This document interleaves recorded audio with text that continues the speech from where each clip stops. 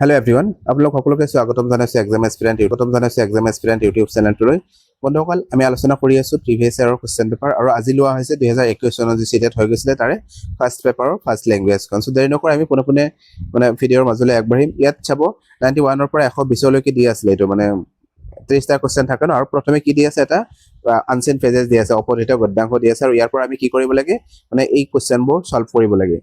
so আমি চাও কেনেকুৱা ধৰণৰ কোৱেশ্চন দি আছে আৰু কি কৰিব আপোনালোকে এই পেজেছটো এবাৰ নিজে পঢ়ি চাব মানে মই যদি পঢ়ি দিও সময় এনেই বহুত বেছি যাব গুছি যাব সো এই কাৰণে মই পঢ়ি নিদিও আপোনালোকে কি কৰিব এটো পঢ়ি নিজে এনসাৰ কৰিবলৈ চেষ্টা কৰিব মই কৈ দিছো মানে কি কেনেকুৱা ধৰণৰ কোৱেশ্চন আছে বা এনসাৰবোৰ কেনেকুৱা ধৰণৰ হ'ব ইয়াত চাব যে তলত উল্লেখ কৰা গছবোৰৰ ভিতৰত দুবিধ উক গছ হৈছে সো আমি এটো আনসেন পেজেছটো দিয়া আছে যে অপৰিহিত যেটো গদ্যাংশ দি আছে তাতে দি আছে দুবিধ উক গছৰ কথা কৈছে ইয়াত দুবিধ উক গছ মানে কি আছিল চাব আপোনালোকে ইয়াতে দিয়া আছে চাব উক গছৰ নামবোৰ ইয়াত চাব ইয়াত দিয়া আছে যে হৰল গছ হিংপো আৰু হিংম নামৰ দুবিধ উক গছ ইয়াত পালো আমি ন মানে হিংপো আৰু হিংম নামৰ দুবিধ উক গছ আপোনালোকে এবাৰ মানে ওপৰে জাস্ট চাব মানে পঢ়ি চাব ইমান যদি ডিপলি পঢ়িবলৈ যায় সময় একেবাৰে কম থাকে প্ৰথমে কোৱেশ্চনখিনি চাই ল'ব গোটেইখিনি সোৱাৰ পিছত কি কৰিব এটো পঢ়ি গৈ তাৰ পৰা কিৱৰ্ড খিনি মানে নিজে মানে উলিয়াব পাৰিব তেনেকে সো মই ইয়াত কৈ দিলো কি পালো গছ দুবিধ আছিল হিংপো আৰু হিংম নামৰ দুবিধ উক গছ সো এটো সৰি এটো শুদ্ধ উত্তৰ কি হ'ব অপচন নম্বৰ 4 টো হ'ব ইয়াৰ শুদ্ধ উত্তৰ এটাও নেক্সটত কি দি আছে 92 ত কৈছে যে সাগৰ পৃষ্ঠৰ পৰা 5-6000 ফুট ওপৰত অৱস্থিত পাহাৰীয়া গাঁওখনৰ নাম কি মানে সাগৰ পৃষ্ঠৰ পৰা 5-6000 ফিট ওখ এখন গাঁও আছিল আৰু সেই গাঁওখনৰ নাম কি আমি ক'ব লাগে ইয়াত চাব ইয়াতে দিয়া আছে চাৰিওফালে ওখ পাহাৰেৰে পৰিবেষ্টিত সৰু দুফলা উপত্যকাত অৱস্থিত আমাৰ সৰু গাঁওখন যাৰ চৰকাৰী নাম হল জি গাঁও আমি নিজে যাক কও জং বুলি সো এই তাৰ পিছৰ লাইনটোতে দিয়া আছে যে আমাৰ গাঁওখন ভৌগোলিকভাৱে সাগৰ পৃষ্ঠৰ পৰা 5-6000 ফুট মানে ওপৰত সো আমি পালো কি জি গাঁও বা জাং বুলি আমি পালো গাঁওখনৰ নাম সো ইয়াত চাব 92 নম্বৰ উত্তৰটো কি হ'ব জি গাঁও বা জাং বুলি আমি পালো জি গাঁও দিয়া নিয়াতে জাং বুলি দিয়া আছে সো অপচন নম্বৰ 1 টো ইয়াৰ শুদ্ধ উত্তৰ হ'ব তাৰ পিছত চাব 93 কি দিয়া আছে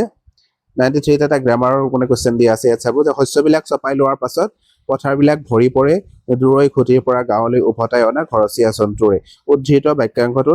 বাক্যটোৰ ৰেখাংকিত শব্দটো হৈছে এই ঘৰচীয়া শব্দটো ৰেখাংকিত কৰা আছে এই ঘৰচীয়া শব্দটো কোনটো শব্দৰ উদাহৰণ হয় ইয়াত কৈছে তদ্ধিত প্ৰত্যয় স্ত্ৰী প্ৰত্যয় কৰ্মধাৰাই সমাস আৰু ব্যঞ্জন সন্ধি সো ইয়াত যদি চাব ঘৰচীয়া শব্দটোত কি দিয়া আছে ইয়াত যদি শব্দটো ভাঙি চাও ইয়াত কি দিয়া আছে ঘৰ শব্দটো দিয়া আছে আৰু ঘৰৰ লগত কি কৰিছে অচিয়া লগ লগাইছে ঘৰ যোগ মানে অচিয়া ঘৰচিয়া হৈছে ঘৰ যোগ অচিয়া ঘৰচিয়া সো ইয়াত কি হৈছে ঘৰটো এটা কি হয় আপোনালোকে গম পায় নিশ্চয় নাম শব্দ হয় নাউন হয় আৰু নাম শব্দৰ পিছত যেতিয়া আন কিছুমান মানে যদি শব্দ লগ লাগি এটা নতুন অৰ্থ প্ৰকাশ কৰো তাক আমি কি বুলি জানো তদ্ধিত প্ৰত্যয় জানো সো মেইনলি মনত ৰাখিব মানে ঘৰটো হৈছে নাম শব্দ আৰু নাম শব্দৰ পিছত যেতিয়া মানে আন শব্দ লগাই আমি কি কৰিম মানে নতুন এটা শব্দ গঠন কৰিম অৰ্থ প্ৰকাশ কৰা সো তাক আমি তদ্ধিত প্ৰত্যয় বুলি কম সো ইয়াত অপচন নম্বৰ 1 টো হ'ব শুদ্ধ উত্তৰ আৰু মানে কি কৃত প্ৰত্যয় বুলি কোৱাৰ লগে লগে কি হ'ব কৃত প্ৰত্যয় বুলি কোৱাৰ লগে লগে ধাতুৰ পিছত যেতিয়া আমি কি কৰিম আন শব্দ লগ লগাই নতুন অৰ্থ প্ৰকাশ কৰিম তাকে আমি কি বুলি ক'ব পাৰো কৃত প্ৰত্যয় বুলি ক'ব সো প্ৰত্যয়ৰ ওপৰত আহে তাৰপিছত কৈছে যে ব্যঞ্জন সন্ধি বুলি আমি পাইছো ন অলৰেডি সন্ধি কি হয় যে বৰ্ণৰ লগত বৰ্ণৰ মিলন ইয়াত বৰ্ণৰ লগত যদিও হৈছে কিন্তু অচিয়াটো কি হয় এটো মানে ঘৰটো নাম শব্দ আৰু অচিয়াটো এটা মানে কি হয় প্ৰত্যয় শব্দ সো এই কাৰণে ইয়াত তদ্ধিত প্ৰত্যয় হ'ব ইয়াৰ মানে সঠিক উত্তৰ এতিয়াও নেক্সটলৈকে 94 ত কি কৈছে চাব তলত উল্লেখ কৰা শব্দকেইটাৰ কোনটো জতুৱা ঠাঁচৰ উদাহৰণ জতুৱা ঠাঁচ আপোনালোকে নিশ্চয় পাইছে আগতে জতুৱা ঠাঁচ কি হয় মানে আমি কেতিয়াবা কি কৰো এটা শব্দৰ দ্বাৰা আন কিছুমান অৰ্থ প্ৰকাশ কৰিব বিচাৰো মানে খণ্ডবাক্য এটা সৰু খণ্ডবাক্যৰ জৰিয়তে আমি বেলেগ এটা অৰ্থ প্ৰকাশ কৰো তে ইয়াক আমি মানে কি বুলি ক'ব পাৰো মানে জতুৱা ঠাঁচ বুলি ক'ব পাৰো যেনেকুৱা ধৰণৰ হাত দীঘল বুলি কোৱাৰ লগে লগে কি হৈছে মানে মানুহজন ক্ষমতাশালী হয় সো ইয়াত মানে হাত দীঘল বুলি বেলেগ এটা কি আছিলে শব্দটো বেলেগ আছিলে আক্ষৰিক অৰ্থটো বেলেগ আছিলে কিন্তু ইয়াত যদি আমি চাব যাও ইয়াত আন এটা অৰ্থ প্ৰকাশ কৰা হৈছে সো এইবোৰকে আমি কি বুলি ক'ব পাৰো মানে জতুৱা ঠাঁচ বুলি ক'ব পাৰো বা জতুৱা খণ্ডবাক্য বুলি ক'ব পাৰো এনেকুৱা ধৰণৰ বিভিন্ন ধৰণ আছে মানে কপাল ফুল বা পানীৰ তলৰ কাঁইট আকাশত জাং ফটা এইবোৰ আছিলে কি এইবোৰে মানে জতুৱা ঠাঁচৰ উদাহৰণ সো ইয়াত আমি চাম কোনটো জতুৱা ঠাঁচৰ উদাহৰণ হয় 1 নম্বৰত কৈছে বিপদ সংকুল 2 নম্বৰত কৈছে তৰ্জন গৰ্জন 3 নম্বৰত হনবলি আৰু লঙঠা আমি যদি চাব যাও লঙঠা বা হনবলিয়ে বা বিপদ সংকুল এইবোৰ জতুৱা ঠাঁচৰ উদাহৰণ নহয় এই তৰ্জন গৰ্জন যেটো দিয়া আছে এটো জতুৱা ঠাঁচৰ এটা উদাহৰণ হয় তৰ্জন গৰ্জনটো একেবাৰে প্ৰপাৰলি জতুৱা ঠাঁচ বুলি আমি ক'ব নোৱাৰো কিন্তু আমি যদি চাব যাওঁ এই অপচন হিচাপত আমি এনসাৰ দিব লাগিব ন সো এই চাৰিটা অপচনৰ ভিতৰত তৰ্জন গৰ্জনটো মানে অলপ কি হয় জতুৱা ঠাঁচৰ নিচিনা কি আহে মানে তৰ্জন গৰ্জন বুলি কোৱাৰ লগে লগে আমি কি বুজি পাওঁ যে কোনোবা এজন মানুহৰ ওপৰত কি কৰিছে বহুত খং কৰিছে মানে বহুত মানে খং কৰাৰ কাৰণে তৰ্জন গৰ্জন কৰিছে আমি তেনেকুৱা ধৰণৰ বুজি পাওঁ সো মেইনলি যদি আমি মানে ক'ব যাওঁ তৰ্জন গৰ্জন শব্দটো হৈছে কি জৰিয়া শব্দ এটা উদাহৰণ বুলি ক'ব পাৰো কিন্তু ইয়াত মানে চাৰিটা অপচনৰ ভিতৰত আমি চাব লাগে ন সো অপচন নম্বৰ 2টোৱে হ'ব ইয়াৰ শুদ্ধ উত্তৰ এতিয়া নেক্সটলৈকে নেক্সট কি কৈছে চাব দুফুলা উপত্যকাত অৱস্থিত জাং বা জিগাঁৱৰ পূব দিশত থকা পাহাৰটোৰ নাম কি মানে এই যে জিগাঁও বা জাং বুলি যে আমি যাক পালো সেই গাঁৱৰ মানে পূব ফালে থকা পাহাৰটোৰ নাম কি আমি ক'ব লাগে ইয়াত চাব ইয়াতে দিয়া আছে ফাৰ্ষ্ট পেৰাগ্ৰাফটোতে দিয়া আছে চাব ইয়াত দিয়া আছে আমাৰ গাঁৱৰ পূব দিশত চিপিক পাহাৰ আমি কি পালো আমাৰ গাঁৱৰ পূব দিশত কি আছে সেই যিখন গাঁও আছে জিগাঁও বা জাং বুলি যাক কোৱা হয় সেই গাঁওখনৰ পূবফালে কি আছে চিপিক পাহাৰ বুলি মানে কি দিয়া আছে সো ইয়াত আমি কি পালো চিপিক পাহাৰ সো অপচন নম্বৰ মানে 2টো হ'ব ইয়াৰ শুদ্ধ উত্তৰ গাঁওখনৰ পূবফালে আছে কি চিপিক পাহাৰ এতিয়া নেক্সটলৈকে নেক্সট আছে 96 নম্বৰ কোৱেশ্চনত কি দিয়া আছে এইটো এটা গ্ৰামাৰৰ কোৱেশ্চনে হয় মানে পৰিধান শব্দটোৰ অৰ্থ কি আমি ক'ব লাগে মানে পৰিধান শব্দটোৰ সমাৰ্থক শব্দ বা অৰ্থটো আমি ক'ব লাগে ইয়াত যদি আমি চাব যাওঁ মানে অপচন নম্বৰ 1ত যেটো দিয়া আছে পোছাক বা পিন্ধা এটোই হ'ব ইয়াৰ শুদ্ধ উত্তৰ এবিধ ধানো নহয় প্ৰধানো নহয় বা অস্ত্ৰ নহয় পোছাক মানে কি কৰে আমি পৰিধান কৰা মানে ইয়াত পোছাক বুলি হ'ব নালাগিছিলে পিন্ধা শব্দটো প্ৰপাৰলি মানে ইয়াৰ লগত মেচ খায় সো আমি যদি চাব যাওঁ অপচন নম্বৰ 1টোৱে এই চাৰিটাৰ ভিতৰত বেটাৰ হয় সো এটোৱে ইয়াৰ শুদ্ধ উত্তৰ হ'ব এতিয়া নেক্সটলৈকে নেক্সট চাব কি কৈছে 97ত কৈছে যে লেখকৰ গাঁৱৰ মানুহবোৰ আগৰ দৰে কি কৰিবলৈ এৰি দিয়া বুলি উল্লেখ কৰিছে মানে লেখকৰ গাঁৱৰ মানুহবোৰে কি কৰিবলৈ এৰি দিছে বুলি ইয়াত কৈছে সো আমি চাওঁ ইয়াত কি দিয়া আছে এইটো পেৰাগ্ৰাফত দিয়া আছে চাগে মানে শৰৎকালত আহিলে পাহাৰৰ ভৰি পৰা হিংবু গছবোৰ ইয়াত চাওঁ কোনটো ক'ত দিয়া আছে গছবোৰ কাঁইটীয়া পৰণীয়া ফুলি থকা ঘাঁহ বন এইটো দিয়া আছে চাব এই যেটো কি দিয়া আছে ঘৰৰ কাষৰ পথাৰবিলাকত থকা মাকৈ মাৰুৱা কণী ধান আদি শস্যবিলাক চপাই লোৱাৰ পাছত পথাৰবিলাক ভৰি পৰে দূৰৰ খুঁটিৰ পৰা গাঁৱলৈ উভতাই লৈ অনা গৰু ঘোঁৰা আদি ঘৰচীয়া জন্তু অৱশ্যে আজিকালি মানুহবিলাকে আগৰ দৰে মাকৈ কণী ধান আদি শস্য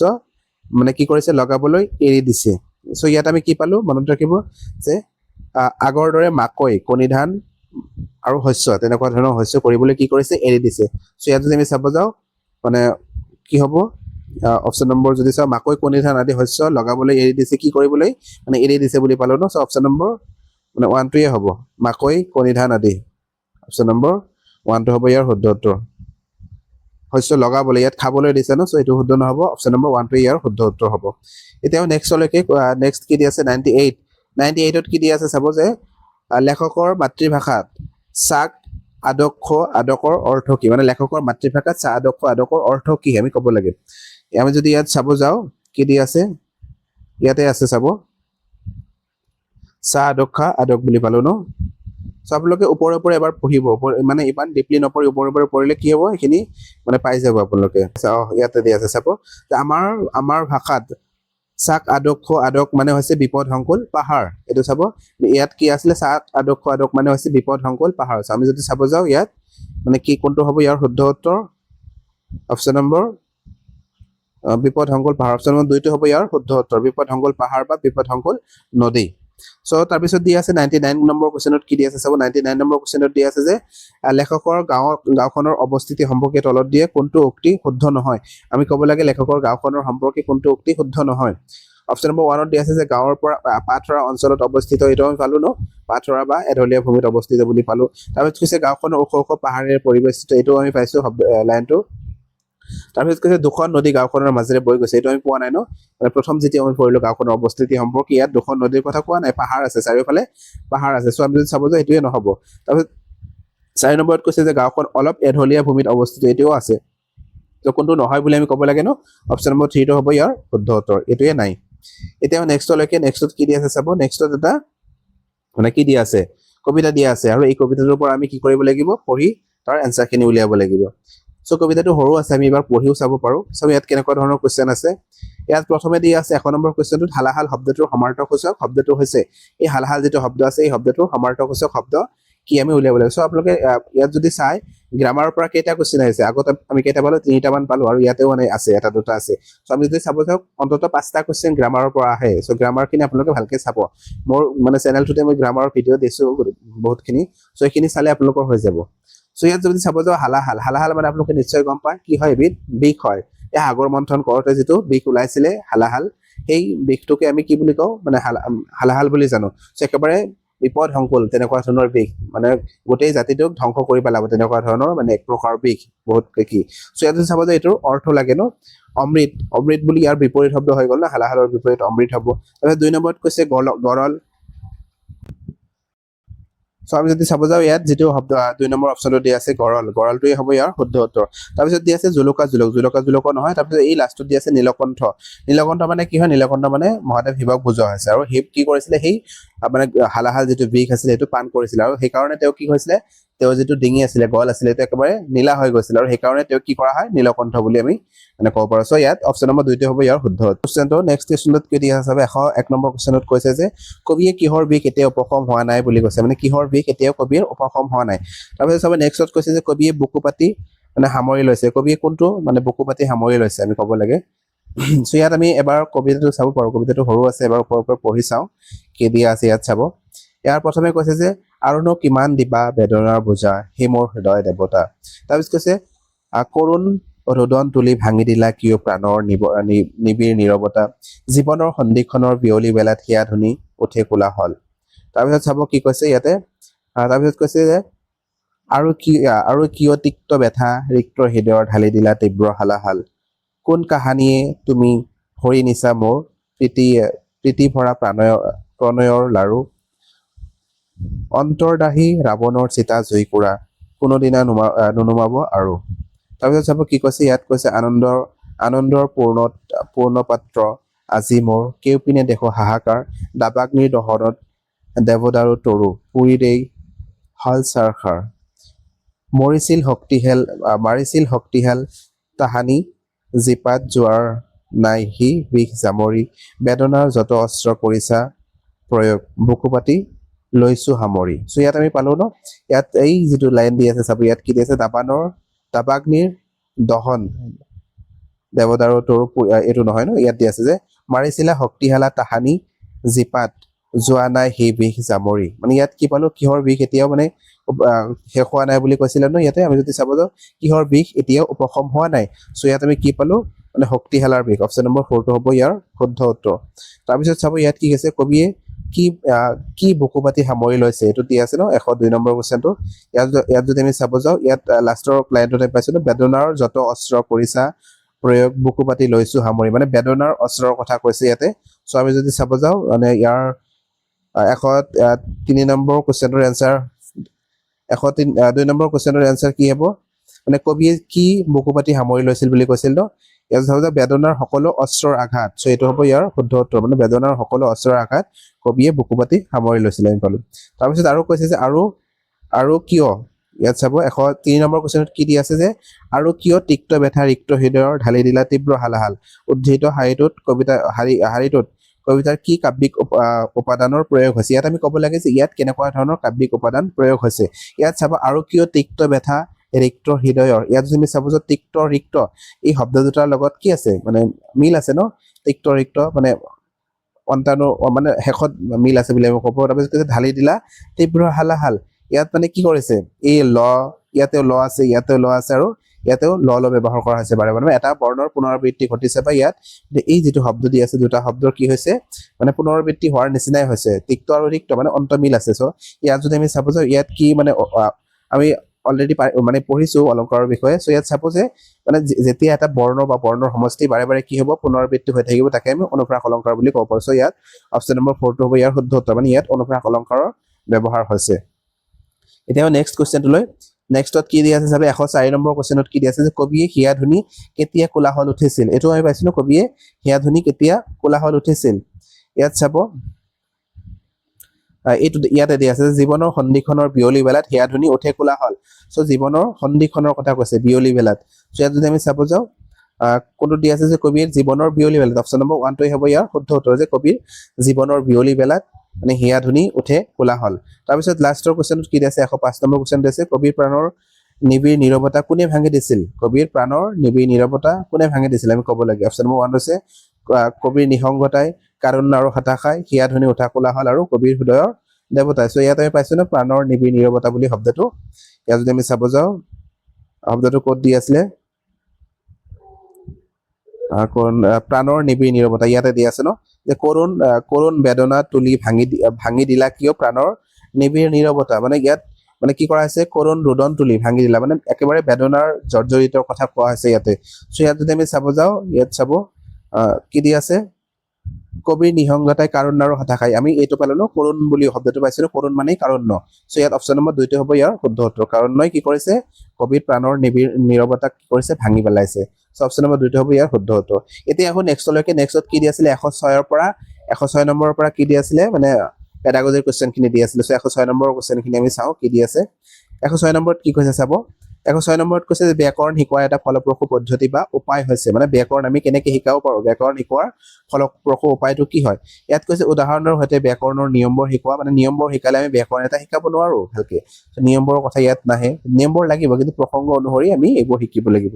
2 নম্বৰত কৈছে পাঠ এটা অনুবাদ কৰাৰ লগে লগে ব্যাকৰণৰ নিয়মবোৰ শিকোৱা এটাও নহব 3 নম্বৰত কৈছে নিৰ্দিষ্ট ব্যাকৰণৰ কিতাপৰ পৰা ব্যাকৰণৰ নিয়ম শিকোৱা সো এই তিনিটা অপচনে একেই হয় নেগেটিভ হয় তিনিওটাই 4 নম্বৰত কৈছে ব্যাকৰণৰ নিয়মবোৰ বিচাৰি উলিওৱা পঢ়াকৈ প্ৰসংগ অনুসৰি ব্যাকৰণ শিকোৱা সো এইটো হ'ব ইয়াৰ শুদ্ধ উত্তৰ মানে ব্যাকৰণ কেনেকৈ শিকাব লাগিব যে যেতিয়া আমি কিবা এটা পাঠ পঢ়াইছো পঢ়োৱাৰ লগে লগে তাত যদি কেন্তে ব্যাকৰণৰ মানে প্ৰয়োগ হৈছে সেই হিচাপত প্ৰসংগ অনুসৰি আমি ব্যাকৰণটো আনিব লাগিব তেতিয়াহে তেওঁলোকে কি কৰিব পাৰিব ব্যাকৰণটো ধুনীয়াকৈ শিকিব পাৰিব সো অপশ্যন নম্বৰ 4 টো হ'ব ইয়াৰ শুদ্ধ উত্তৰ এতিয়া নেক্সট কোৱেশ্চনটো লৈ নেক্সট 107 নম্বৰ কোৱেশ্চনত কি কৈছে চাব 107 নম্বৰ কোৱেশ্চনত কৈছে যে সামাজিক আদান প্ৰদান মানে সামাজিক আদান প্ৰদানৰ ধাৰণাটো নিম্নোক্ত কোনজনৰ সৈতে সম্পৰ্কিত মানে সামাজিক আদান প্ৰদানৰ কথা ইয়াত কৈছে এটো কোনজনৰ ব্যক্তিৰ সৈতে সম্পৰ্কিত অপশ্যন নম্বৰ 1 ত কৈছে পানিনি আমি নিশ্চয় জানো কোন হয় যে সংস্কৃত ব্যাকৰণ প্ৰণেতা আছিল তেওঁ অষ্টাধ্যায়ী নামৰ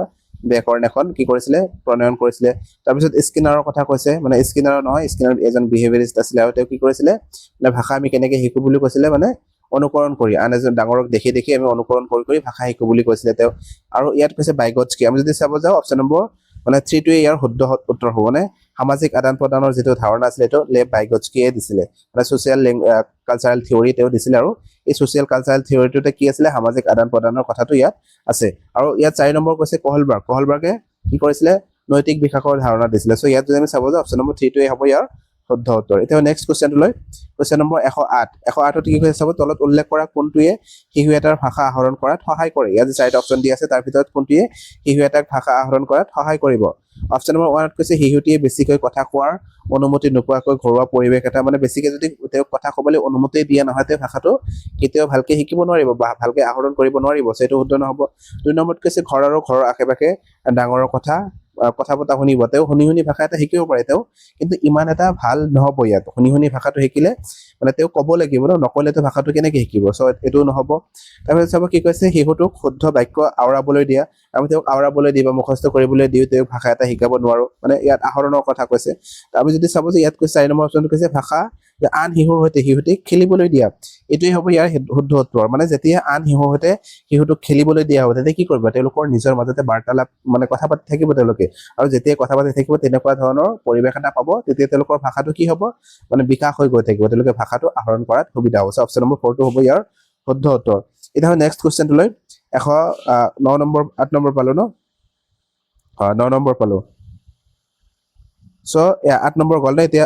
109 নম্বৰ কোৱেশ্চনটো কি দিছে চাব যে কেনে ধৰণৰ পৰিৱেশত হিয়ে স্বাভাৱিকভাৱে ভাষা আহৰণ কৰিব পাৰে মানে কেনেকুৱা ধৰণৰ পৰিৱেশ পালে হিয়ে ভালকৈ ভাষা এটা আহৰণ কৰিব পাৰিব অপশ্যন নম্বৰ 1 ত কৈছে যে এটা সময়ত কেৱল এটা ভাষাৰ সৈতে শিশুটোক পৰিচয় কৰালে মানে এটা সময়ত অকল এটা ভাষাৰ লগত যদি আমি পৰিচয় কৰাও এটো কি নহব মানে তেনেকুৱা ধৰণৰ কথা নাই তেওঁলোকে বিভিন্ন ধৰণৰ ভাষাৰ সৈতে পৰিচয় হৈও কি কৰিব পাৰিব ভাষা শিকিব পাৰিব এটো মানে আমি যদি চাব যে শুদ্ধ নহব ইমান তাৰপিছত কৈছে আশপাশৰ নিকটৰ পৰিৱেশৰ এটাতকৈ অধিক পৰিৱেশৰ সৈতে শিশুটিক পৰিচয় কৰালে মানে এটো যদি আমি চাব যাওঁ এটো ইয়াৰ শুদ্ধ উত্তৰ হ'ব লাগে যে আশপাশৰ কি কৰা হৈছে ইয়াতে মানে আশপাশৰ নিকট পৰিৱেশৰ এটাতকৈ অধিক পৰিৱেশৰ সৈতে যেতিয়া তেওঁলোকক পৰিচয় কৰাম মানে তেওঁলোকে যেতিয়া বিভিন্ন ধৰণৰ পৰিৱেশৰ মানুহৰ লগত মিলা মিছা কৰিব বিভিন্ন ধৰণৰ মানে মানুহৰ লগত কথা পাতি থাকিব তেতিয়া কি হ'ব সেই ভাষাটো তেওঁলোকে মানে স্বাভাৱিকভাৱে শিকিব পাৰিব সো এইটো মানে শুদ্ধ হ'ব 3 নম্বৰত কৈছে বিশেষকৈ বৈদ্যুতিক আৰু ছপা মাধ্যমৰ পৰিৱেশত মানে তেনেকুৱা ধৰণৰ বৈদ্যুতিক আৰু ছপা মাধ্যমত আমি তেওঁলোকক ভাষা এটা শিকাব নোৱাৰো ভালকে তাৰপিছত যে ভাষা এটাৰ গঠন শিকালে মানে ভাষাটো আমি গঠন কেনেকুৱা হৈছে এইটো যদি শিকাও তেনেকৈ আমি ভাষা এটা শিকাব নোৱাৰো সো বিভিন্ন ধৰণৰ পৰিৱেশৰ লগত যেতিয়া শিশু এটা কি হ'ব মানে পৰিচয় হ'ব বা বাৰ্তালাপ কৰিব তেতিয়া তেওঁলোকে ভাষাটো বহুত মানে ভালকে শিকিব পাৰিব স্বাভাৱিকভাৱে শিকিব পাৰিব এতিয়া নেক্সটলৈকে 110 নম্বৰ কোৱেশ্চনত কি কৈ আছে 110 নম্বৰ কোৱেশ্চনটো কৈছে যে পাঠ এটা পঢ়াৰ ক্ষেত্ৰত তলত দিয়ে কোনটো আটাইতকৈ গুৰুত্বপূৰ্ণ মানে যেতিয়া এটা পাঠ পঢ়া হ'ব পাঠ এটা পঢ়াৰ ক্ষেত্ৰত মানে কোনটো বেছিকৈ গুৰুত্বপূৰ্ণ হ'ব অপচন নম্বৰ 1 কৈছে পাঠটোত থকা প্ৰতিটো শব্দ পঢ়া মানে অকল মানে পঠন বুলি কোৱাৰ লগে লগে আমি এনেকুৱা নহয় যে অকল প্ৰতিটো শব্দই পঢ়ি গৈছো বা শুদ্ধকৈ পঢ়িব পাৰিছো তাকে আমি পঠন বুলি ক'ব নোৱাৰো পঠন হ'বলৈ হলে কি কৰিব লাগিব তেওঁ পঢ়ি যোৱাৰ লগে লগে তাৰ অৰ্থটো কি হয় এইটো বুজি পাব লাগিব তেতিয়া আমি তাক কি বুলি ক'ব পাৰিম পঠন বুলি ক'ব পাৰিম সো ইয়াত এইটো শুদ্ধ নহ'ব 2 নম্বৰত কৈছে জ্যোতি চিহ্নৰ মনোযোগ দিয়া মানে জ্যোতি চিহ্নৰ মনোযোগ দি পঢ়িলো আমি তেনেকুৱা ধৰণৰ পঠনক আমি ভাল পঠন বুলি ক'ব নোৱাৰো তাৰপিছত কৈছে লিখিত পাঠটোৰ অৰ্থ বুজি পঢ়া সো এইটোৱে হ'ব ইয়াৰ শুদ্ধ উত্তৰ মানে যিটো পাঠ তাত দিয়া আছে লিখিত যিটো পাঠ তেওঁ পঢ়িব সেই পাঠটো পঢ়াৰ লগে লগে তেওঁ অৰ্থটো বুজি পাব লাগিব তেতিয়া তাক আমি কি বুলি ক'ব পাৰিম ভাল পঠন হৈছে বুলি ক'ব পাৰিম সো অপচন নম্বৰ 3 টো হ'ব ইয়াৰ শুদ্ধ উত্তৰ এতিয়া নেক্সটলৈকে 111 নম্বৰ কোৱেশ্চনত কি দিয়া আছে তলত উল্লেখ কৰা কোনটো ভাষা শিকনৰ উদ্দেশ্য নহয় ইয়াত আমি ক'ব লাগে যে ভাষা শিকনৰ কোনটো উদ্দেশ্য নহয় অপচন নম্বৰ 1 কৈছে বোধগম্য হোৱাকৈ পঢ়িব পৰা হোৱা মানে বোধগম্য হোৱাকৈ যেতিয়া পঢ়িব তেতিয়া ভাষা এটা শিকিব পাৰিব সো এইটো শুদ্ধ হয় 2 নম্বৰত কৈছে গুৰুত্বৰ সৈতে বা কষ্ট কৰি ধাৰণাৰ প্ৰকাশ কৰা সো আমি যদি চাব যে এইটোৱে নহ'ব মানে গুৰুত্বৰ সৈতে বা কষ্ট কৰি আমি যেতিয়া ভাষা এটা কম এইটো কি নহ'ব ভাষা এটা শিকনৰ মানে উদ্দেশ্য নহয় ভাষা এটা শিকনৰ উদ্দেশ্য হৈছে কি আমি ভাষাটো যাতে ভালকে ক'ব মানে পাৰো যদি কষ্ট কৰি ভাষাটো ক'ব লাগে মানে তেতিয়া কি হ'ব মানে ভাষা শিকনৰ এইটো উদ্দেশ্য নহ'ব তাৰপিছত কি যে শুনাখিনি বুজি পোৱা মানে যিখিনি শুনিছো মানে মই কিবা এটা শুনিছো নহয় পোৱাৰ লগে লগে কি কৰিছো আমি বুজি পাইছো বুজি পোৱাৰ লগে লগে সেইটো কি হ'ব আমাৰ ভাষা এটা শিকাৰ ক্ষেত্ৰত বহুতখিনি সহায় কৰিব তাৰপিছত কৈছে যুক্তিসংগত লিখনৰ বিকাশ আমি যেতিয়া যুক্তিসংগতভাৱে লিখিব পাৰিম তেতিয়া ভাষাটোৰ মানে আমি ক'ব পাৰো যে বহুতখিনি বিকাশ হৈ গৈছে অলৰেডি তেতিয়াহে আমি তেনেকুৱা ধৰণৰ লিখিব পাৰিম সো আমি যদি চাব যে কোনটো নহয় বুলি সুধিছিলে অপচন নম্বৰ 2 ইয়াৰ শুদ্ধ উত্তৰ হ'ব এইটোৱে নহয় 112 নম্বৰ কোৱেশ্চনত কি দিয়া আছে 112 নম্বৰত কৈছে নিম্নলিখিত কোনটোৰ সৈতে ধ্বনিতাত্ত্বিক সজাগতা অতি বেছিকৈ সম্পৰ্কিত ইয়াত কৈছে ধ্বনিতাত্ত্বিক সজাগতা বেছিকৈ সম্পৰ্কিত হ'ব কোনটোৰ ক্ষেত্ৰত অপচন নম্বৰ 1 কৈছে শ্ৰৱণ দক্ষতা শ্ৰৱণ যেতিয়া আমি কৰিম শুনি থাকিম তেতিয়া ধ্বনিৰ ক্ষেত্ৰত আমি ইমান মানে গুৰুত্ব নিদিলেও চলিব কি কৈছে সেই মূলখিনি আমি বুজি পালেও হ'ব তাৰপিছত কৈছে কথন দক্ষতা কথনত লাগে বহুত পৰিমাণে কিন্তু আমি যদি চাব যিটো মানে প্ৰথম দক্ষতা দি আছে যে আমি এটা পাঠ পঢ়িম তেতিয়া এই ধ্বনিতাত্ত্বিক সজাগতা আমাৰ বহুত বেছি লাগিব মানে পাঠটো পঢ়োতে যদি ভুলকে পঢ়ো বিভিন্ন ধৰণৰ ধ্বনি থাকিব তাত আখৰ থাকিব সেইবোৰ যদি আমি চিনি নাপাওঁ বা উচ্চাৰণ কৰোঁতে যদি বেলেগকে পঢ়ি দিওঁ সেইটো মানে অৰ্থটোৱে পৰিৱৰ্তন হৈ যাব বা বেলেগ হৈ যাব সো আমি যদি চাব যাওঁ মানে প্ৰথম ক্ষমতাটো আটাইতকৈ বেছি গুৰুত্বপূৰ্ণ হ'ব এতিয়া নেক্সট কোৱেশ্চনটো লৈ কোৱেশ্চন নম্বৰ 113 কি হৈ চাব যে নম চমস্কিয়ে বিশ্বাস কৰে যে শিশুৱে ভাষা দেশ কৰাৰ এক জন্মগত ক্ষমতা থাকে মানে শিশুৰ মানে ভাষা শিকাৰ কেনেকুৱা ধৰণৰ ক্ষমতা থাকে নম চমস্কি কি কৈছিলে ভাষা আহৰণ কৰাৰ এটা জন্মগত ক্ষমতা থাকে অপচন নম্বৰ 1 টোৱে হ'ব ইয়াৰ শুদ্ধ উত্তৰ আৰু কৈছিলে যে ভাষা আহৰণ কৰাৰ জন্মগত যে ক্ষমতা থাকে মানে সেইটো ক'বলৈ গৈ কি কৈছিলে ইউনিভাৰ্চেল মানে গ্ৰামাৰৰ কথাটো উল্লেখ কৰিছিলে ইউনিভাৰ্চেল গ্ৰামাৰ আৰু লগতে কি কৰিছিলে মানে শিশুৰ মগজুত কি থাকে শিশুৰ মগজুত মানে LAD নামৰ এটা ডিভাইচ থাকে বুলি তেওঁ কৈছিলে যিটোক আমি লেংগুৱেজ একুইজিশ্যন ডিভাইচ বুলি কয় একুইজিশ্যন মানে কি হয় আহৰণ মানে ভাষা আহৰণ কৰা এটা ক্ষমতা থাকে অলৰেডি আৰু সেইটোৰ জৰিয়তে ভাষা কি কৰে আহৰণ কৰিছে অপচন নম্বৰ 1 টো হ'ব ইয়াৰ শুদ্ধ উত্তৰ এতিয়া নেক্সটলৈকে 114 নম্বৰ কোৱেশ্চনত কি দিয়া আছে 114 নম্বৰ কোৱেশ্চনত কৈছে ভাষা দক্ষতা কেনেদৰে শিকোৱা উচিত মানে ভাষা দক্ষতা আমি কেনেকৈ শিকাব পাৰো বা কেনেকৈ শিকোৱা আমাৰ উচিত অপচন নম্বৰ 1 কৈছে অনুকৰণ মানে অনুকৰণৰ জৰিয়তে ভাষা এটা শিকাব পাৰি এইটো কোনে কৈছিলে আচৰণবাদী সকলৰ মতে তেনেকুৱাকে আমি কৰিব পাৰো কিন্তু বৰ্তমান সময়ত আমি তেনেকুৱাকে অনুকৰণ কৰি ভাষা এটা শিকাৰ ক্ষেত্ৰত বেছি আমি কি নকৰো এইটো ভাল বুলি আমি গণ্য নকৰো তাৰপিছত কৈছে একাকিত্ব হলে কেতিয়াও আমি ভাষা এটা শিকাব নোৱাৰো তাৰপিছত কৈছে পুংখানুপুংখ বিৱৰণ তথা ব্যাখ্যাৰ জৰিয়তে ব্যাখ্যা কৰিও তেওঁলোকক ভাষাটো শিকাব নোৱাৰিম ভালকে সংগঠিত ধৰণে আমি কি কৰিব লাগিব ভাষা এটা শিকাব পাৰিম অপচন নম্বৰ 4 টো হ'ব ইয়াৰ শুদ্ধ উত্তৰ মানে আমি একেবাৰে কি কৰিব লাগিব ভাষা এটা শিকাবলৈ হলে সংগঠিত ধৰণে শিকাব লাগিব সাপোজ মই কৈছো মানে ভাষাৰ দক্ষতাৰ কথা কোৱাইছে না ভাষাৰ চাৰিটা দক্ষতা আছে যেনেকুৱা ধৰণৰ মানে কি আছে প্ৰথমে শুনিব তাৰপিছত ক'ব মানে লিসনিং স্পিকিং ৰিডিং আৰু ৰাইটিং এই চাৰিটা দক্ষতা আছে সাপোজ মই ৰিডিংৰ কথাই কৈছো ৰিডিং যেতিয়া মানে এই দক্ষতাটো শিকোৱাৰ লগে লগে আমাৰ কি কৰিব লাগিব প্ৰথমে ধ্বনি কি আছে বা বৰ্ণবোৰ কি আছে এইবোৰ চিনি পাব লাগিব আৰু তাৰ পিছত কি কৰিব লাগিব সেইবোৰ চিনি পাই মানে সেইবোৰে একতা মানে কি কৰিব পাৰিব শব্দ গঠন কৰিব আৰু শব্দবোৰৰ জৰিয়তে বাক্য গঠন কৰিব সো এইটো কি কৰিব এটা মানে সংগঠিত ধৰণে হ'ব এটা নিয়মৰ মাধ্যমেৰে হ'ব চাব যাও অপচন নম্বৰ 4 টো হ'ব ইয়াৰ শুদ্ধ উত্তৰ এতিয়া নেক্সট লৈকে 115 নম্বৰ কোৱেশ্চনত কি দিয়া আছে চাবা 115 নম্বৰ কোৱেশ্চনত দিয়া আছে যে এগৰাকী শিক্ষকে ন শিকাৰক ছবি আঁকি ৰং কৰিবলৈ উৎসাহিত কৰিছে এই ক্ষেত্ৰত শিক্ষকগৰাকীয়ে কি কৰিছে মানে ছবি আঁকি মানে ৰং কৰিবলৈ শিকাইছে বা উৎসাহিত কৰিছে এই ক্ষেত্ৰত তেওঁ কি কৰিছে আমি যদি চাব যাও অপচন নম্বৰ 1 কৈছে শ্ৰেণীকোঠাৰ নবীন হৈ থাকিবৰ কাৰণে ন শিকাৰসকলক ব্যস্ত কৰি ৰাখা মানে শ্ৰেণীকোঠাত ছাত্ৰ-ছাত্ৰীসকলক ব্যস্ত কৰি ৰখাৰ কাৰণে তেনেকুৱা ধৰণৰ আমি কেতিয়াও নকৰো অপচন নম্বৰ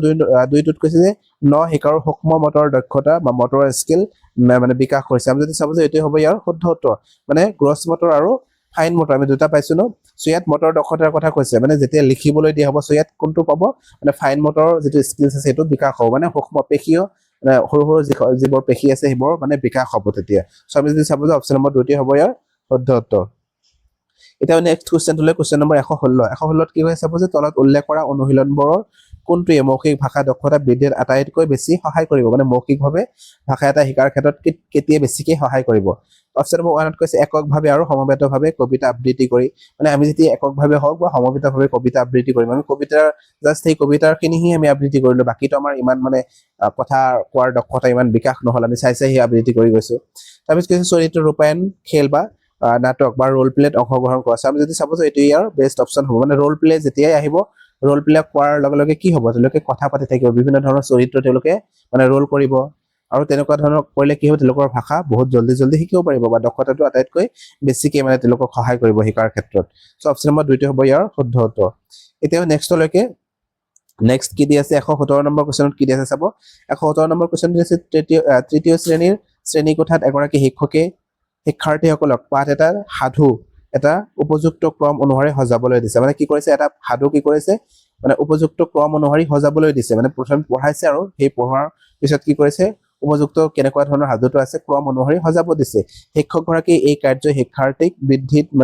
সহায় কৰিব আমি যদি চাব যে ইয়াত কি কৰিছে মানে শিক্ষকগৰাকীয়ে প্ৰথমে সাধুটো কৈছে আৰু কোৱাৰ পিছত মানে ছাত্ৰ-ছাত্ৰীসকলে এইটো শুনি কি কৰিছে নিজৰ ধৰণে মানে ক্ৰম অনুসৰি তেওঁলোকে কি কৰিব এইটো সজাব সো ইয়াত যদি চাব যে অপচন নম্বৰ যেটো 1 দিছে পঠন বোধগম্যতা হ'ব মানে ইয়াত কৈছে বোধগম্য ইনপুট লিখন দক্ষতা আৰু শিক্ষাৰ্থীৰ পঠনৰ মানে সময় ইয়াত যদি চাব যে কথনৰ সময় নহয় বা লিখন দক্ষতাৰ কথা ইয়াত কোৱা নাই ইয়াত কিছু পৰিমাণে বোধগম্য ইনপুট হৈছে কিছু পৰিমাণে বহুত পৰিমাণে হৈছে সো ইয়াত বোধগম্য হ'বই কিন্তু আমি যদি চাব যে পঠন বোধগম্যতা যেটো দি আছে এই বোধগম্যতা ইনপুটটো ইয়াৰ ভিতৰতে সোমাই আছে সো অপচন নম্বৰ 1 টো হ'ব ইয়াৰ শুদ্ধ উত্তৰ মানে পঠন যেতিয়া মানে কৰিব পঠনৰ এই বোধগম্যতা বা তেওঁলোকে যেতিয়া নিজে পঢ়িব সেই পঢ়াৰ পিছত কি কৰিব পাৰিব ক্ৰম অনুসৰি যেতিয়া সজাব এইটো বোধগম্যতা তেওঁলোকৰ হৈয়ে গ'ল মানে অলৰেডি বোধগম্যতা ইনপুটটো ইয়াৰ ভিতৰতে সোমাই থাকে সো অপচন নম্বৰ 1 টো হ'ব ইয়াৰ শুদ্ধ উত্তৰ এতিয়া নেক্সট লৈকে 118 নম্বৰ কোৱেশ্চনত কি দি আছে চাব 118 নম্বৰ কোৱেশ্চনত দি আছে এগৰাকী শিক্ষকে দ্বিতীয় মানৰ শ্ৰেণীকোঠাত বস্তু কিছুমানৰ লেবেল লগাইছে আৰু শিক্ষকজনৰ কি কৰিছে শিক্ষকজনৰ এই কাৰ্য ছাত্ৰ-ছাত্ৰীসকলক প্ৰকৃত বস্তুবোৰ আৰু লেবেলত লিখা নামবোৰ সম্পৰ্কিত কৰাত মানে সহায় কৰিছে মানে লেবেল যেতিয়া লগাইছে কিছুমান বস্তু এই লেবেলত থকা শব্দবোৰ আৰু মানে প্ৰকৃত বস্তুৰ লগত কি কৰিছে তেওঁলোকক মানে পৰিচয় কৰাই দিয়াৰ ক্ষেত্ৰত কি কৰিছে বহুত পৰিমাণে সহায় কৰিছে এই কাৰ্যটোৱে ছাত্ৰ-ছাত্ৰীসকলক তলত দিয়া কোনটো সমৃদ্ধ হোৱাত সহায় কৰিছে এই এনেকুৱা ধৰণৰ যে তেওঁলোকে কাৰ্য কৰিলে এই কাৰ্যটোৰ জৰিয়তে তেওঁলোকৰ কেনেকুৱা ধৰণৰ মানে সহায় হ'ব কোনটো সমৃদ্ধি হ'ব আটাইতকৈ বেছিভাৱে ইয়াত কৈছে ব্যাকৰণ চাব যে ইয়াত ব্যাকৰণৰ কথা কোৱা নাই কিছুমান শব্দহে তেওঁলোকক শিকাইছে সো ইয়াত লিখন দক্ষতা নহয় বা হস্তাক্ষৰ নহয় চাব যে অপচন নম্বৰ 3 টো হ'ব ইয়াৰ শুদ্ধ উত্তৰ মানে শব্দ সম্ভাৰ তেওঁলোকৰ কি হ'ব বৃদ্ধি হ'ব বা সমৃদ্ধ হ'ব সো অপচন নম্বৰ 3 টো হ'ব ইয়াৰ শুদ্ধ উত্তৰ এতিয়া নেক্সট লৈকে 119 নম্বৰ কোৱেশ্চন কি কৈছে চাব 119 নম্বৰ কোৱেশ্চনত কৈছে তলত দিয়ে কোনটো শিশু এটাৰ ভাষা দক্ষতা মূল্যায়নৰ ক্ষেত্ৰত কম ফলপ্ৰসূ আমাক কৈছে যে ইয়াত ভাষাৰ দক্ষতা যেতিয়া শিকোৱা হ'ব এই দক্ষতা শিকোৱাৰ ক্ষেত্ৰত আটাইতকৈ কম ফলপ্ৰসূ কোনটো হ'ব ইয়াত কৈছে সাধুকথা আটাইতকৈ মানে বেছি আমি ক'ব পাৰো বহুত মানে সৰু বাচ্চা ষ্টুডেন্টৰ কাৰণে বহুত এইটো উপযোগী হয় সাধুকথা এইটো মানে ভাল তাৰপিছত কৈছে সাধু লিখন সাধু আমি লিখিবও দিব পাৰো তাৰপিছত কৈছে ঘটনা এটাৰ বিৱৰণ দিয়া মানে এইটোও হ'ব মানে যেতিয়া এটা লিখন দক্ষতা বা এটা ভাষা দক্ষতা শিকোৱা হ'ব সো এই অপচন নম্বৰ 1 2 3 এই তিনিটাই কি হ'ব ইয়াৰ ক্ষেত্ৰত বহুত হেল্পফুল হ'ব সো ইয়াত যেটো 3 নম্বৰ দিছে শ্ৰুতলিপি মানে কি হ'ব মানে শিক্ষকজনে কৈ দিছে বা কোনোবাই লগৰজনে কৈ দিছে সি কি কৰিছে শুনি লিখি গৈছে সো এইটো ভাষা শিকাৰ ক্ষেত্ৰত ইমান ফলপ্ৰসূ নহ'ব সো অপচন নম্বৰ 4 টোই হ'ব ইয়াৰ শুদ্ধ উত্তৰ এতিয়া নেক্সট লৈকে 120 নম্বৰ কোৱেশ্চনত কি দি আছে চাব 120 নম্বৰ কোৱেশ্চনত দি আছে যে শিকাৰক ভাষা দক্ষতা বৃদ্ধিৰ ক্ষেত্ৰত তলত দিয়া প্ৰশ্ন বা কাৰ্যবোৰৰ ভিতৰত কোনটোৱে আটাইতকৈ সহায় কৰিব সো ইয়াত কৈছে যে শিকাৰৰ ভাষা দক্ষতা বৃদ্ধি কৰাৰ ক্ষেত্ৰত চাৰিটা অপচন দি আছে মানে তাৰ ভিতৰত কোনটোৱে আটাইতকৈ বেছিকৈ তেওঁলোকক সহায় কৰিব কোনবোৰ প্ৰশ্ন তেওঁলোকক আটাইতকৈ বেছি সহায় কৰিব ন ইয়াত দিছে তোমাৰ প্ৰিয় কিতাপৰ ভিতৰত এখনৰ নাম মানে লিখা ইয়াত তেওঁলোকৰ কিমান প্ৰিয় কিতাপ আছে তাৰ ভিতৰত এখনৰ নাম লিখিবলৈ দিছে সো এইটো মানে কি হৈ গ'ল একেবাৰে মানে ইমান ভাল অপচন নহয় আমি যদি বাকি অপচনবোৰ চাওঁ এই পছন্দ শব্দটো ব্যৱহাৰ কৰি এটা বাক্য ৰচনা কৰা তাৰপিছত কৈছে তোমাৰ মাৰ সৈতে তোমাৰ কথোপকথনৰ এটা লিখা সো আমি যদি চাব অপচন নম্বৰ 3 টো ইয়াৰ বেষ্ট এনসাৰ হ'ব লাগে তাৰপিছত কৈছে তুমি পঢ়া কবিতাৰ এটাৰ কবিগৰাকীৰ নাম লিখে এই বাকি অপচনবোৰ যদি আছে ইমান মানে ভাল নহয় এই 3 নম্বৰ অপচনটো ইয়াত কৈছে তোমাৰ মাৰ সৈতে তোমাৰ কথোপকথন যেতিয়া কি হ'ব মানে এইটো সাধাৰণ বাস্তৱ জীৱনৰ লগত মানে তেওঁ যেতিয়া ৰিলেট কৰা হ'ব বাচ্চাটোক তে বেছিকৈ হেখাৰ প্ৰতি কি হ'ব আগ্ৰহী হৈ উঠিব সো আমি যদি চাব যাওঁ তেতিয়া তেওঁৰ মাকৰ সৈতে কেনেকুৱা ধৰণৰ কথা বতৰা পাতিছে সেই হিচাপত যদি লিখিবলৈ দিয়া হয় তেওঁ বহুত ধুনীয়াকৈ লিখিব পাৰিব আৰু তেওঁ মানে এই ক্ষেত্ৰতে প্ৰশ্ন বা কাৰ্যকলাপৰ ভিতৰত আটাইতকৈ ফলপ্ৰসূ হ'ব সো অপচন নম্বৰ 3 টো হ'ব ইয়াৰ শুদ্ধ উত্তৰ সো বন্ধু বান্ধৱীসকল আজি ভিডিঅ'টোত এই 23টা কোৱেশ্চন আলোচনা কৰিলো যদি ভিডিঅ'টো ভাল পায় লাইক আৰু শ্বেয়াৰ কৰিব আৰু এতিয়াও যদি আমাৰ চেনেলটো সাবস্ক্ৰাইব কৰা নাই সাবস্ক্ৰাইব কৰি কাষতে থকা বেল আইকনটো দবাই ৰাখিব এনেকুৱা ধৰণৰ ভিডিঅ' পাই থাকিবলৈ সো ভিডিঅ'টো শেষলৈ চোৱাৰ বাবে ধন্যবাদ